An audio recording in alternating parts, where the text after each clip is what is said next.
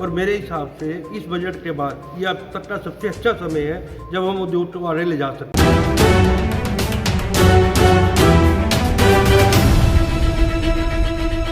नमस्कार, मैं अशोक भाटी। आप देख रहे हैं इंडिया एक्सप्रेस न्यूज। आइए डालते हैं आज की मुख्य खबर पर नजर। अभी हम अलवर रोड पर हरी महल में हैं, जहां आज बजट को लेकर कैबिनेट मंत्री भूपेंद्र यादव यहां पहुंचे हैं और कार्यकर्ताओं से, लघु उद्योगपतियों से उन्होंने संवाद किया है और बजट को अच्छे तरीके से उनको समझाया है कि इस बजट में क्या है। और यहाँ पहुँच के उन्होंने कार्यकर्ताओं के साथ मीटिंग ली, उसके बाद प्रेस वार्ता भी की है। हमारे साथ लघु उद्योग भारती नीमराना के सचिव सुनील कुमार जुनेजा ने भी बात की। उन्होंने भी बताया कि बजट किस तरह से है और कितना आम जनता के फायदे का है। कैबिनेट मंत्री भूपेंद्र यादव, उनके साथ विधायक बहरोड के विधायक डॉक्टर जसवंत यादव, अलवर जिला प्रमुख बलवीर छिल्लर भी मौजूद थे और अन्य गणमान्य सदस्य मौजूद थे। आप देखते रहिए India express news. Ashok Bhati की रिपोर्ट। केंद्र में प्रधानमंत्री नरेंद्र मोदी जी के नेतृत्व में विकसित भारत की यात्रा पर भारत बहुत मजबूती के साथ आगे बढ़ रहा है। विगत 10 वर्षों में प्रधानमंत्री नरेंद्र मोदी जी के नेतृत्व में भारत दुनिया की 5वीं बड़ी अर्थव्यवस्था बना है और 2047 के विकसित भारत के संकल्प को पूरा करने के लिए इस वर्ष हमारी केंद्रीय मंत्री सम्माननीय निर्मला सीतारमण जी ने एक बहुत दूरगामी सोच के बजट को सबके सामने रखा है। इस बजट के माध्यम से जहाँ एक और कृषि क्षेत्र में प्रधानमंत्री कृषि धन धान्य योजना जैसी एक नवाचार वाली योजना को लाया गया है, वहीं किसानों के कपास दलहन क्षेत्र में उत्पादकता को बढ़ाने के लिए, फल और सब्जी के क्षेत्र में उत्पादकता को बढ़ाने के लिए सरकार के द्वारा विशेष नई घोषणाएं की गई। भारत का एक बहुत बड़ा उत्पादकता का विषय लघु एवं मध्यम वर्ग है। लघु और मध्यम वर्ग में जो हमारी एमएसएमई की इकाइयां हैं, उन एमएसएमई की इकाइयों का अगर 2.5 गुना तक विस्तार और 2 गुना अगर उनका निवेश भी बढ़ता है तो भी एमएसएमई का उनका स्टेटस बना रहेगा। उसके साथ बैंकों को उनकी ऋण सुविधाएं बढ़ाने के लिए भी अनेक नई स्कीम सरकार के द्वारा लाई गई है। उसके साथ ही साथ बजट में अर्थव्यवस्था के निवेश के अवसरों को आगे बढ़ाने का काम किया है। वहीं नए नवाचारों में निवेश करने के लिए आज हम देखते हैं कि डिजिटल क्षेत्र में, आज हम देखते हैं स्टार्टअप के क्षेत्र में, आज हम देखते हैं एआई के क्षेत्र में जो नए दुनिया के परिवर्तन आ रहे हैं, उन नवाचारों में भी निवेश बढ़ाने के लिए बजट में काफ़ी प्रोत्साहन किए गए हैं। बजट के माध्यम से देश के निर्यात क्षेत्र को बढ़ावा बनाने के लिए एक विशेष योगदान दिया है। विशेष रूप से फुटवेयर इंडस्ट्री, खिलौना इंडस्ट्री, फूड प्रोसेसिंग जैसी इंडस्ट्री और उसके साथ ही साथ पर्यटन और टूरिज्म के क्षेत्र को भी बढ़ाने की बात करी है। सेंटर फॉर एक्सीलेंस को बढ़ाने की बात करी है। आईआईटी में सीटें बढ़ाने की बात करी है। मेडिकल कॉलेज में सीटें बढ़ाने की बात सरकार के द्वारा की गई है। मोदी जी की सरकार हमेशा से परफॉर्म और रिफॉर्म में विश्वास करती रही है। हम परफॉर्म तभी कर पाते जब हम रिफॉर्म्स की ओर बढ़ते हैं। 10 सालों में अगर देखेंगे तो देश में काफ़ी नए रिफॉर्म्स आए हैं। इस बजट के माध्यम से भी विमानन क्षेत्र में, इस बजट के माध्यम से विशेष रूप से बंदरगाह के क्षेत्र में तो रिफॉर्म हुए ही हैं, लेकिन मैं मानता हूं कि सबसे बड़ा रिफॉर्म इनकम टैक्स एक्ट में परिवर्तन करके है। जिस एक्ट को 1961 के बाद कभी परिवर्तित नहीं किया गया, वो नई आकांक्षाओं के अनुरूप सरकार के द्वारा इनकम टैक्स एक्ट में परिवर्तन की बात की गई है।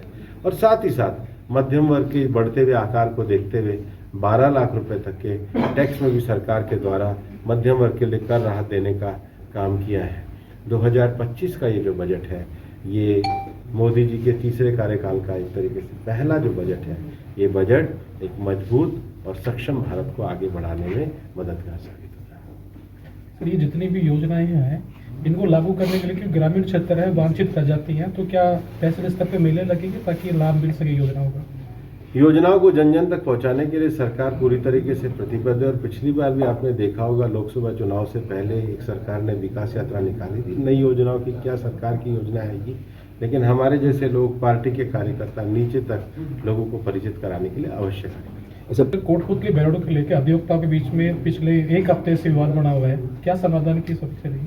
बहरोड के विकास के लिए हम पूरी तरह प्रतिबद्ध हैं। साथ साथ खेल उत्सव मनाया जा रहा है, विभिन्न आपने बच्चे तहसील से निकाले, जिला स्तर तक पहुंच गए, आगे भविष्य उनका क्या भविष्य रहेगा, कहाँ तक पहुंचेगा? देखो, सांसद खेल उत्सव जो है ये एक हमारा वॉलंटरी एक्ट था, प्रधानमंत्री के खेलो इंडिया की भावना को लेते हुए। और मुझे बड़ी खुशी है, मैं तहे दिल से अलवर के हमारे सारे टीम के साथियों का जो मेरे साथ बैठे हैं, अलवर के सारे शैक्षिक संस्थानों का, हमारे सारे पीटीआईज का, एडमिनिस्ट्रेशन का और मीडिया का भी आभार व्यक्त करता हूँ कि एक बहुत पॉजिटिव एटमॉस्फेयर आपने पैदा किया है।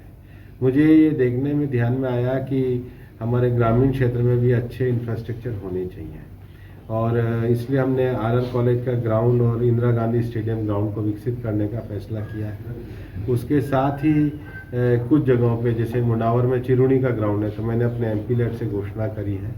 हमारा रामगढ़ में अलावड़ा का है, वहाँ पर मैंने घोषणा करी है। हमारे राजगढ़ में इटोली का है, उसको किया है। प्रतापगढ़ के स्टेडियम को किया है। परभणी में जो हमारा रेणी के पास में जगह है, तो मेरे को एक एक अब ग्रामीण क्षेत्र में कहाँ मैदान है, हर विधानसभा में भैरोड़ का भी स्टेडियम बढ़ने की बात है, तो हम उसको अलग अलग स्कीम्स के माध्यम से करेंगे और जो नौजवान इसमें आगे बढ़ेंगे हम अपनी तरफ से उनको आगे बढ़ाने का भी काम करेंगे। और नहीं तो खेल तो एक ऐसी चीज़ होनी चाहिए जो स्पिरिट होनी चाहिए। मैं पत्रकारों को भी कहूँगा कि वो भी थोड़ा दौड़े, पतले हों और फिट रहें। मैं भी ऐसे मोटा ज़्यादा हूँ। सर, केंद्र के बाद राज्य का बजट आने वाला है, केंद्र के बाद राज्य का बजट आने वाला है। अलवर जिला पहले भी महत्वपूर्ण था और क्या विशेष रहने वाला है अलवर के लिए और कोटपुतली जिले के लिए? अलवर जिला था, अलवर, खैरतर और कोटपुतली भैरोड़ जिला है। हम अपेक्षा करते हैं हमारे यशस्वी मुख्यमंत्री भजनलाल जी के नेतृत्व का लाभ हमको मिलेगा। सर, दिल्ली चुनाव में केजरीवाल की पार्टी को आपदा पार्टी कहा गया था और उनके शीश महल को लेकर के भाजपा ने एक विशेष अभियान चलाया था भ्रष्टाचार को लेकर के। क्या आने वाला मुख्यमंत्री उस शीश महल में जाएगा भाजपा का? आने वाला मुख्यमंत्री तो मुख्यमंत्री से पूछना। अच्छा, पेयजल को लेकर के अभी आपने कहा, तो आगे आने वाले गर्मी अभी आने वाली, तो अलवर जिले को में पेयजल की व्यवस्थाओं को लेकर के आपका क्या प्लान रहेगा? हमने अलवर जिले में पेयजल को लेकर के पिछली बार सरकार के द्वारा जो बोरिंग वगैरह दिए थे उसको करा था। एक खैरतल में भी योजना को हमने लाने का काम किया। अभी से जिला कलेक्टर्स के साथ हम लोग बातचीत में लगे हुए हैं, उसके समाधान के लिए ज़्यादा से ज़्यादा अच्छा कार्य करेंगे। सर, भैरोड़ का फ्लाईओवर पिछले कई सालों से रुका हुआ है, आम जन की समस्या है और सबसे लास्ट फ्लाईओवर यही बच रहा है क्योंकि राजस्थान का जो है साहू रखा है। मैंने और जसवंत जी ने समय लिया है अभी गडकरी जी के जाने का। हम दोनों जब जाएंगे आपको वहाँ बुलाएंगे और हम पूरा आपको जानकारी देंगे। सर, चुनाव के टाइम पे विपक्ष ने एक माहौल बनाया था कि भूपेंद्र यादव चुनाव जीतने के बाद में जिले में दिखाई नहीं देंगे, लेकिन आपने सब कुछ बदल दिया। हर तीसरे दिन आप जिले में रहते हो, कभी दुबई में, कभी भैरोड़ में, सुबह शाम। ऐसा कैसा टाइम निकाल लेते हैं? अब वो पक्षी नहीं दिखाई दे रहे जी, हथकंगन को हर सीखा और पढ़े लिखे को हाँ सीखा। बात खत्म हो गई। बीजेपी जिंदाबाद, बीजेपी जिंदाबाद, भूपेंद्र यादव जिंदाबाद, भूपेंद्र यादव। सर, आज केंद्रीय मंत्री ने बजट को लेकर संवाद किया है जिसमें लघु उद्योग भी शामिल है। क्या क्या उन्होंने बताया आपको बजट को लेकर उद्यमियों के लिए और विकास के लिए? ये जो सम्मेलन है ये भारतीय जनता पार्टी और लघु उद्योग पार्टी के भारतीय पार्टी के सौजन्य से हुआ था।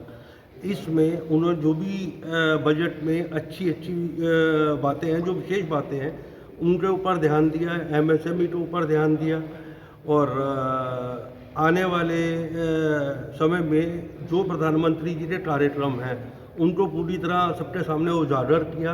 जो स्कीम्स बताई गई हैं वो यही है कि प्रधानमंत्री जी ने बोला है कि हमें 1 लाख युवा चाहिए जो राजनीति में आए और आगे बढ़ के देश को आगे ले जाने की कोशिश करें। और मेरे हिसाब से इस बजट के बाद ये अब तक का सबसे अच्छा समय है जब हम उद्योग को आगे ले जा सकते हैं अच्छी तरह से। धन्यवाद।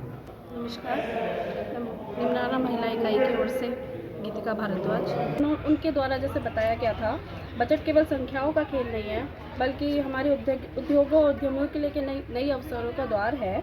ये महत्वपूर्ण चर्चा हमें समझने का अवसर देगी कि सरकार नीतियों हमें कैसे लाभ पहुंचा सकती है। एमएसएमई सेक्टर देश की अर्थव्यवस्था की रीढ़ है और हम सबका कर्तव्य है कि इन नीतियों का सही उपयोग करें और अपने उद्योगों को आगे बढ़ाएं। आप सभी के सुझाव और सहयोग इस संवाद को अधिक प्रभावी बनाएंगे। धन्यवाद।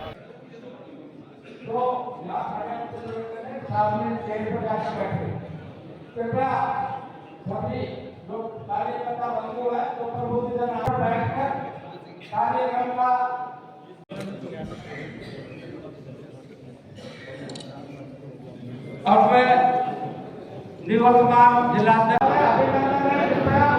सभी अपना स्थान ग्रहण करें। अपनी देश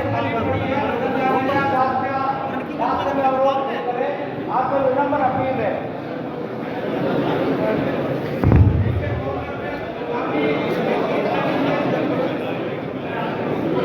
भाई साहब तो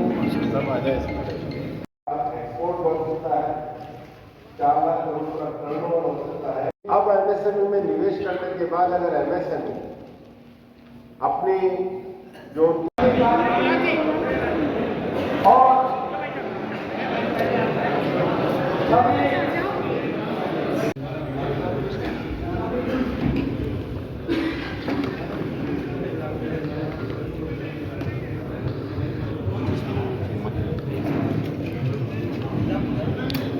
वहाँ से बना सामने से उधर चला जाओ, उधर चला जाओ।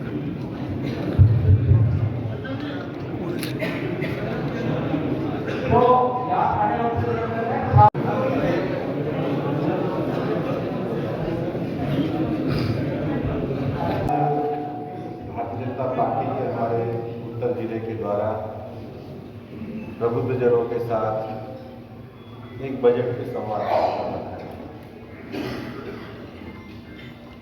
और लघु उद्योग भारती से लेकर अन्य सभी संस्थाओं के लोग भी यहाँ पर उपस्थित हैं। बजट किसी भी सरकार का देश को चलाने का एक आर्थिक विजन होता है। इस देश का सौभाग्य है कि पिछले 10 सालों में प्रधानमंत्री नरेंद्र मोदी जी के नेतृत्व में निरंतरता के साथ एक स्थायी और मजबूत सरकार का शासन इस देश को देखने को मिला है। और यही कारण है कि 2014 में जब भारत की अर्थव्यवस्था को दुनिया में देखा जाता था तो कहा जाता था कि दुनिया की 5 फ्रजाइल इकोनॉमी, मतलब डगमगाती हुई जो इकोनॉमी है, उसमें भारत का नाम है। मनमोहन सिंह जी के अंतिम शासनकालों में कोई महीना ऐसा नहीं जाता था जब सरकार का कोई घोटाला बाहर ना आता हो और कोई मंत्री जेल में जाता और निर्णय लेने की जो क्षमता थी वो मनमोहन सिंह जी के पास में नहीं थी। वो एक और संवैधानिक सत्ता जो एडवाइजरी बॉडी के रूप में काम करती थी, उसके हाथ में सारी सत्ता थी। और ऐसे में देश की आकांक्षा को देखते हुए देश को ऐसा लगता था कि देश में मजबूत भारत के लिए जिस सरकार के निर्माण की अपेक्षा की गई 2014 में प्रधानमंत्री नरेंद्र मोदी जी की अगुवाई में वो सरकार चली।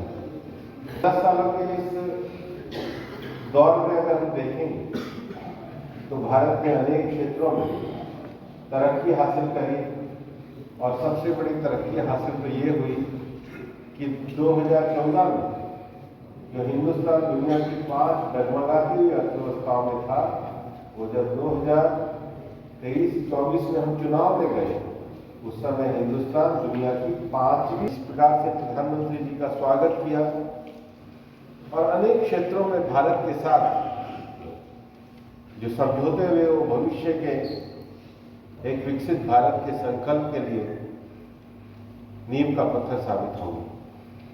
मोदी जी के तीसरे कार्यकाल में जो पहला बजट हम सबके सामने, पूरा बजट हम सबके सामने आया है, उसमें अर्थव्यवस्था के अलग अलग क्षेत्रों को संबोधित किया गया है। सबसे बड़ी बात है कि देश में इस बजट में कोई ऐसा जिला नहीं रहेगा जहां कुछ ना कुछ ना मिले। कृषि क्षेत्र में प्रधानमंत्री धन धान्य कृषि योजना को